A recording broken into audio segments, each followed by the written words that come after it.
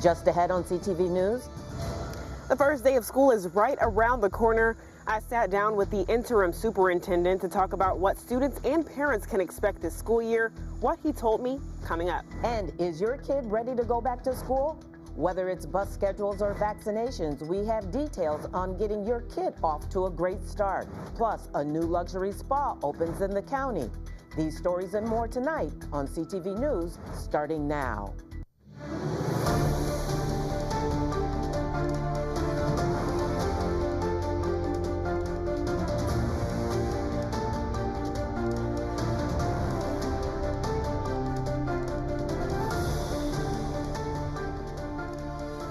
Good evening. This is CTV News for August 20th. I'm Katara Jones. And I'm Jonathan Hunter. Thanks for joining us. The first day of school is just around the corner, and Prince George's County Public Schools are gearing up for another busy year. That's right. CTV's Michaela Newton sat down with interim superintendent Dr. Sean Joseph to talk about what families can expect and the district's top priorities for students and staff. With more than 130,000 students, Prince George's County Public Schools is one of the largest school districts in the state. And as students get ready to return to classrooms, interim superintendent Dr. Sean Joseph says preparation has been underway. Yeah, we're excited to have 132,000 students coming back into our doors. With no new changes in policies, this school year comes with new opportunities and challenges. So currently the Trump administration is really ramping up enforcement actions. How is the district going to be handling that and preparing for that this school year? If we were ever to be encountered with, ICE and so forth, all of our principals understand our protocols. We follow Maryland law, and so we make sure the principals would communicate, to our office, and we'd get our legal team connected and make sure they have all the proper procedures and paperwork in place, and we just follow the law. The district is continuing to combat an ongoing teacher shortage. Right now, PGCPS has approximately 560 vacancies. It's been hard finding teachers nationally for some time. We're at a 93% fill rate. And PGCPS is launching a new app to provide real-time school bus updates and trip notifications, addressing frustrations parents had with last year's app. With just days before the bell rings, the interim superintendent says the goal remains simple. Make special education and support for our multilingual learners a priority in this district. We also have to continue to improve reading and mathematics scores. We need to address truancy. And we also need to focus on operational efficiency, effectiveness, and culture. So those are some of the things that we're locking in on. And of course, making sure that our families feel welcomed. Michaela Newton, CTV News. Thank you for that report, Michaela. The first day of school for PGCPS is Tuesday, August 26th, and families can find back-to-school resources on the district's website. As students are gearing up to return to school, transportation and education officials want to remind drivers of the rules of the road so students can get to school safely. Tracy Downard supervises crossing guards in Howard County. She has seen her fair share of close calls. You got to be alert. Kids will jump back between cars or from behind a tree even. Just stay alert. You need to expect the unexpected. That was one of the main messages highway officials wanted to tell drivers as students return to class next week. According to MDOT, there were more than 20,000 school bus citations last school year. Think about it. That represents 110 daily violations where a driver traveled past a school bus with that activated stop arm. Chrissy Nizer with NVA says that number is likely higher because only 9 out of the 24 jurisdictions have automated enforcement. Nizer says when a bus driver stops, red flashing lights will be activated and the front stop arm will extend. That's when drivers need to slow down and stop. The only time you do not need to stop for a stopped school bus is when a physical barrier separates your travel lane from the stopped bus. Physical barriers can include dirt, grass, guardrail, or concrete median. State highway officials also want parents to speak to their children so they can be vigilant when walking to and from school. Watch for cars backing out or entering driveways or parking spots. Walk on sidewalks when they're available. Cross streets at crosswalks or intersections. And look for cars in all directions, including those turning left or right. You can also expect to see additional police patrols on the roadway. Officials are reminding drivers to give themselves additional time to get to their destinations. Making smart choices can ensure everyone is safer. Please be alert for school buses, stop for stop school buses, and always drive carefully. Our school children are depending on each and every one of you. And the State Highway Administration has a Safe Routes to School program, which is focused on making sure students are safe on their journey to school. As students around the region are heading back to school, the Maryland Department of Health says religious exemptions for vaccinations have been growing since COVID. Records show that nearly 2% of the state's kindergartners cited religious exemption during the 2024 through 2025 school year, and that's the highest percentage of religious exemptions since the 2019 to 2020 school year. Officials say while Maryland's numbers are below the national rate, they are still concerned. It's really a public health issue. We want to make sure that our students are healthy and ready to learn. Part of that is making sure that they don't have these communicable diseases such as measles. That was eradicated years ago because we had the measles, mumps, and rubella. But as you know, it's back up on the uptake because parents are refusing to get their kids vaccinated for either religious or medical reasons. Now, it's important to note that in Prince George's County, students without an exemption must show proof of vaccination by September 16th, or they won't be allowed back in school. Maryland parents who homeschool are now worried more regulations could disrupt learning. Over the summer, the Maryland Family Institute organized a letter-writing campaign urging the Maryland Department of Education to keep homeschool regulations the same during the upcoming review of the state regulations. Some of the changes the Institute are concerned about include requiring college degrees or teacher credentials for homeschooling parents, mandatory standardized testing, and home inspections by state officials. Kimar Abrego-Garcia is back in the news. His lawyers have asked a federal judge to dismiss a human smuggling case against him, saying the government is punishing him for challenging his removal to El Salvador. The motion seeks to dismiss indictments on the grounds of, quote, selective or vindictive prosecution. Acting U.S. Attorney Robert McGuire in Tennessee, where Abrego-Garcia is in jail, said in an email that prosecutors would have no other comment beyond what they filed in response to the motion.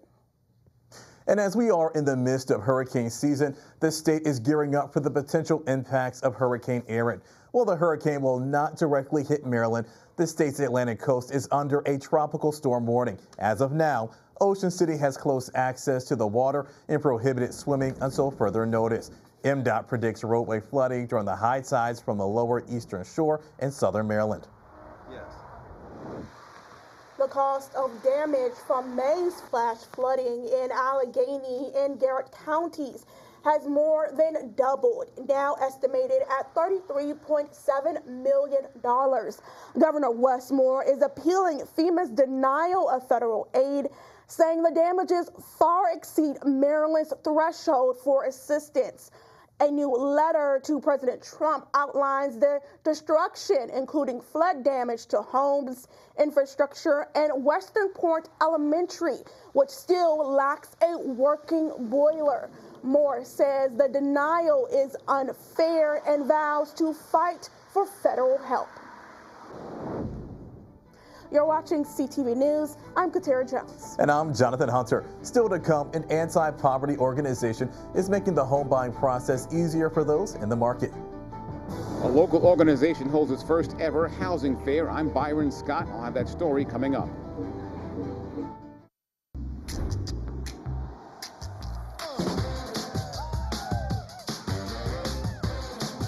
Everyone likes rooting for their favorite team with some friends. But if you plan on drinking, don't drive. Designate a sober driver or schedule a rideshare for a safe ride home. Be the make a plan driver. Be the driver who saves lives. Welcome back. Well, tonight we have updates into the deadly collision that took place in Largo yesterday. This was the scene at the intersection of Landover Road and St. Joseph Drive Tuesday afternoon. You can see 7 cars were involved and 2 were flipped over. According to the investigation, this all started when a Honda Accord was traveling northbound on 202 when it struck a curb divider at St. Joseph's Drive, lifted it off the ground and struck the other vehicles. Now, 2 people were pronounced dead on the scene. 5 were taken to the hospital with serious but non-life-threatening injuries. Maryland State Police is now leading the investigation into this case. And new numbers show that federal jobs in the Washington metro region is down 5% since January 1st.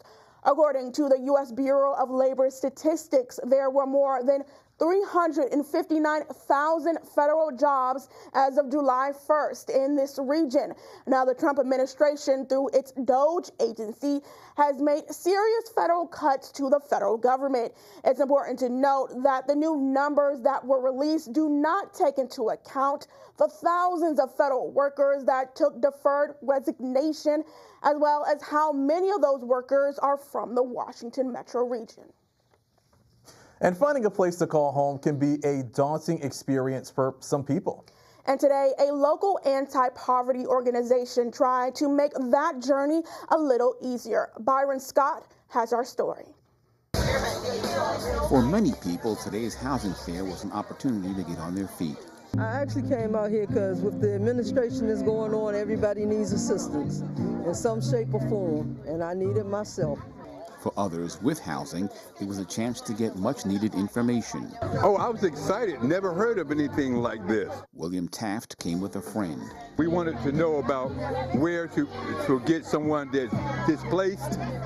She had a family member displaced. She was trying to find a place where there's shelters or whatever service for that. Then she wanted to know about her title, how to protect her title. The event, hosted by the organization United Communities Against Poverty, was its first ever housing fair. We just decided there's so much going on in the world right now with people having housing insecurity, so we decided we needed to do a fair to kind of bring resources to the to Prince George County residents. Resources like how to get a mortgage, housing availability, and legal advice. What kind of questions are you getting today? So today I'm getting, if I don't have anything, can I still make a will? If I don't have a lot of money, can I still make a will or have an estate plan? And my answer is yes. If you have anything that belongs to you and that is titled in your name, whether that's a bank account, a home, a car, or even clothes, you need an estate plan, meaning you need direction. One of the biggest challenges facing attendees, affordable housing. Everybody wants affordable housing. Marvell Truesdale has been a realtor for 26 years. And sometimes you have to actually buy a property that would get you into a property, and then you may want to sell it along the line and make that equity. So, you know, affordable housing is something we all desire, but sometimes we have to take baby steps just to be able to move forward in life. The event, which lasted several hours, drew several dozen people, including Alicia Parson, who lives in a shelter with her son. Housing is important because I want to give my little one a place of his own where he can play and have his own area, a little center for himself, environment. Byron Scott, CTV News. And that baby is so cute. In addition to housing help, attendees were also offered resources for employment. Virginia health officials are alerting the public about a measles case reported at Dulles International Airport. The Virginia Department of Health says the infected person was there on August 12th. They are trying to contact people who may have been exposed. If you were at the airport on that date between 1 and 5 p.m. and stopped by the main terminal, TSA checkpoint, or Concourse B, you may have been exposed. If you believe you are at risk, you are asked to contact your health provider. And if you live in Mount Rainier, listen up. Starting at the end of this month, construction for a major infrastructure improvement project will begin. This will take place along Newton Street between 34th and 37th Street, resulting in street closures and traffic delays. Construction will take place on the weekdays between 8 a.m. and 5 p.m. For more information and regular updates will be posted on the city's website. The project should be completed by October. For almost 3 decades, the city of Bowie has been hosting a summer camp teaching young kids how to ice skate. I stopped by the Bowie Ice Arena yesterday where the young campers hit the ice. Take a look. I've learned how to improve my skills and skate stronger. 13-year-old Hope Wilson is a camper here at Bowie Ice Arena. This summer camp, which is run by the city of Bowie, is designed to teach kids how to ice skate. We have half-day camps for 3 to 6-year-olds. No experience needed. We have full-day camps for 6 years to 13 years of age, no experience. Some of these kids have skated before, but a lot of them are new to the sport.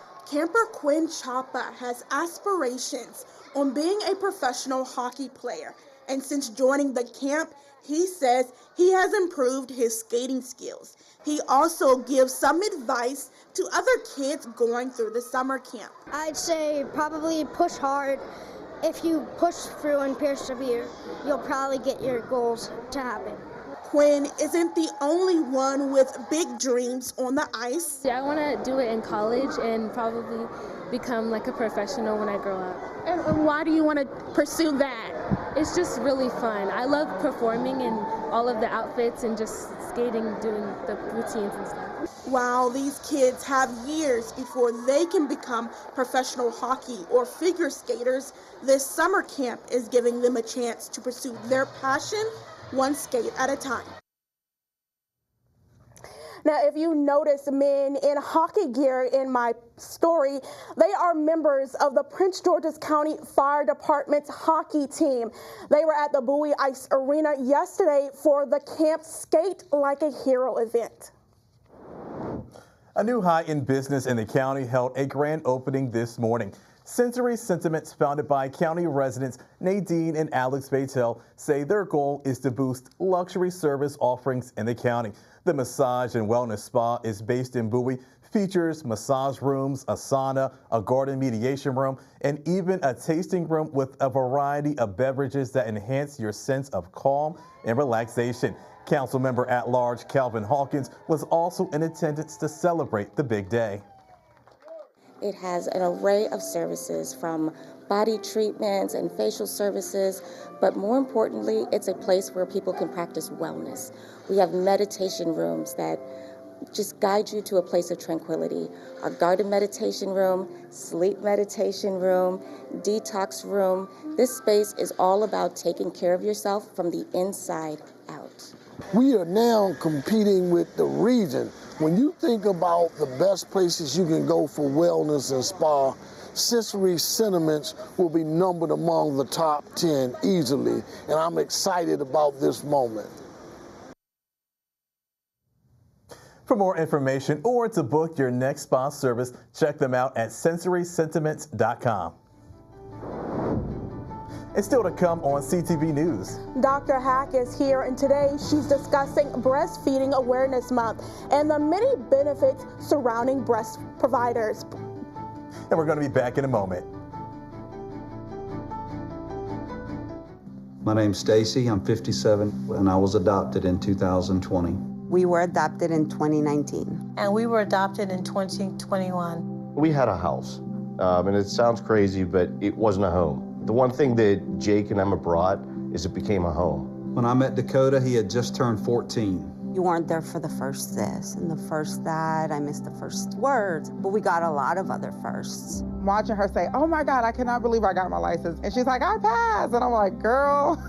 See them grow. It is. They chose to love us. They didn't have to. They chose us. Family. You and you. Kids in the middle. What I thought was a complete life was nowhere near complete, but it is now. Learn about adopting a teen from foster care. You can't imagine the reward. Visit adoptuskids.org. Got one of these hanging on the wall? You're qualified. One of these? You're qualified too. Love a good checklist? Qualified. Qualified. Qualified. Yep, qualified. Because if you know how to put up anything in your home, you're qualified to save lives by installing free smoke alarms in your community. Go to soundthealarm.org to find a volunteer event near you.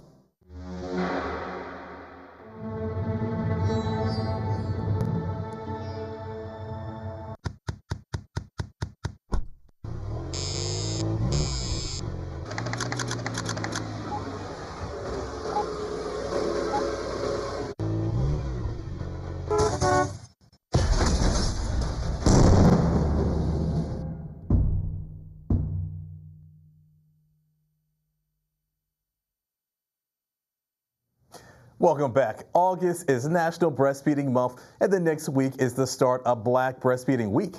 According to the World Health Organization, exclusively breastfeeding for 6 months has many benefits for the infant and mother. And back in the studio with us to talk more about it is Dr. Stephanie Hack. Thank you so much for coming back.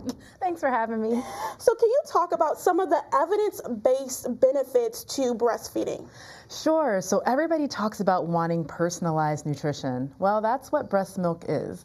It's personalized nutrition with immune support. Breastfeeding has so many benefits for moms and babies. Specifically for babies, you have less risk of gastrointestinal infections, less risk of ear infections. For moms, you have less risk of certain cancers like breast and ovarian cancer, and then also certain chronic conditions like diabetes and high blood pressure. And what are some of the misconceptions out there about breastfeeding? Oh, there are so many. I think one of the first ones is breast size. A lot of times people think, oh, well, if you have little breasts, then you're not going to make as much milk as someone who has larger breasts. And that's not the case. So the amount of milk that you're able to produce is going to depend on the person. It has nothing to do with the breast size. I think that's one of the biggest ones. And, you know, people think, oh, breastfeeding is easy because it's free. Breastfeeding is not easy, although it's something that can become easy over time. I think that's another one too. And some moms say they have difficulty having their child latch onto their breast. Can you talk about what they should do when that happens and how quickly a woman needs to act? Sure. So when you think about breastfeeding, it's not just the mom that's learning how to feed, it's also the baby. The baby's never breastfed before. So you're going to need support for many of us, especially if it's your first time ever doing it. And getting the support of your OBGYN or your midwife, they can be helpful in the process, but then sometimes even they need a little help showing you. So having the assistance of a lactation consultant, especially a board certified lactation consultant, and they can really go through the process of helping you learn how to latch the baby on and get comfortable, and so many of the nuances that go on with breastfeeding. But if that baby just still doesn't latch, then you have to move to formula. Most of the time the baby's going to latch. So there are other things. They have nipple guards and things that they can use, to actually assist. But even still, not everybody can produce breast milk, as much breast milk as someone else. And so you still may need to use formula for any number of reasons, or because you just don't want to breastfeed. Yeah, and actually it's interesting, when my wife was had our baby, she actually did breastfeeding, and there was definitely this special bond that was there between the mom and our son. So talk about that special bond between the mom and her baby. Yeah, so when the nipple is stimulated, there's a hormone in the body called oxytocin. It's the bonding hormone, and that does a number of things as well. It also helps the uterus contract, which is important postpartum for helping the uterus go down to its normal size. But it also just helps with the mother forming the connection with the baby. It is a really special, unique experience.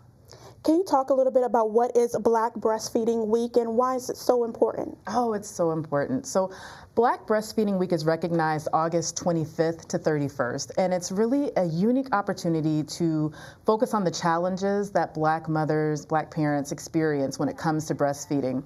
We recognize that, data from the CDC shows that Black infants are less likely to be breastfed than white infants. And so Black Breastfeeding Week gives us a chance to acknowledge the structural causes for that gap, and then also to celebrate breastfeeding in the Black community.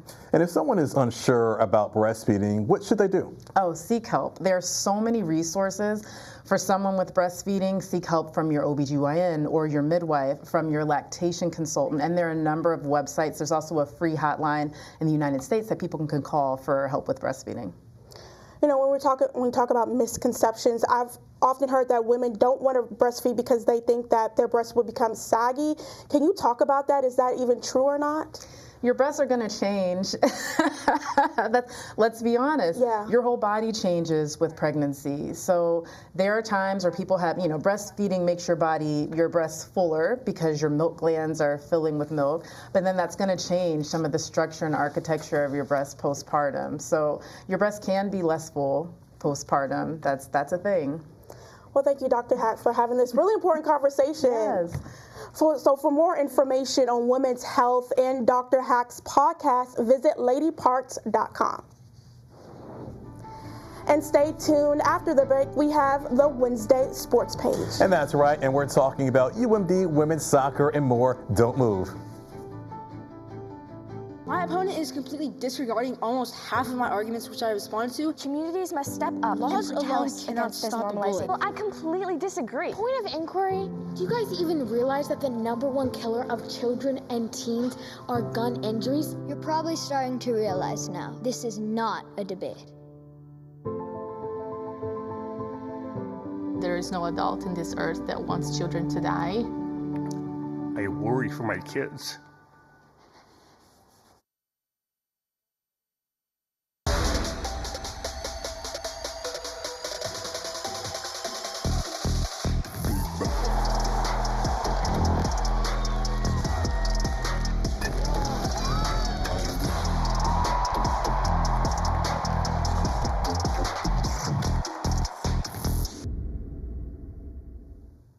We are now only a couple weeks away from the Commanders' regular season opener. And a big question going into it is how the team's defense will look in 2025, especially in terms of stopping the run. The Commanders were ranked near the bottom of the league in rush defense last year, so the team brought in multiple players during their offseason to try to fix that. And CTV Sports caught up with one of those players Washington brought in and asked him what he can bring to the team. Mentality and physicality, that's two things I pride myself on every day, no matter how it turns out, good, bad, ugly. If I get blocked, if I win, I ask myself, was I physical today? So I've been hoping that my mentality has rubbed off on this team in certain ways, and I feel like it has. Ken Law and the rest of the team will open the season against their NFC East rival, the New York Giants, on September 7th. And for the first time since 2019, Maryland Terps women's soccer has remained undefeated through 2 matches as they defeated St. Francis 5-0. Lisa McIntyre and Kelsey Smith took over this game as both of them scored 2 goals and recorded 1 assist. For the first time since 1996, Maryland Terps look to start the season 3-0 as they face UMBC tomorrow at 7 p.m. In other sports news, although the Washington Mystics suffered a tough loss yesterday against the Connecticut Suns, all-star rookie Sonia Citron now holds the record for the highest scoring rookie season in Mystics history. She scored 19 points in yesterday's game, putting her at 537 points. She surpassed the record of 525 points set by Shamiqua Holtzclaw in 1999. The Mystics still have 9 games left in the season, which will allow Citron to not only add on to the franchise scoring record, but potentially make a run at breaking Clayton Clark's all-time rookie scoring mark set just last season. And let's get a look at our 3-day weather forecast. Tonight we have a chance of showers and thunderstorms. Tomorrow we'll get a bit more rain in the morning. We'll have a high of 78. Friday we get a nice and sunny day to kickstart the weekend. It's going to be 82 degrees. Saturday we will be mostly sunny with a high of 83 and a low of 67. And for our community calendar this Friday, the Bel Air Mansion is hosting Paint and Sip with wooden coasters. The doors open at 6 and the program begins at 6:30. Guests are encouraged to bring their beverage of choice, but light snacks will be provided. For more information, you can contact 301-809-3089. And that wraps up CTV News for now. Thanks for joining us. We'll see you again tomorrow. Good night.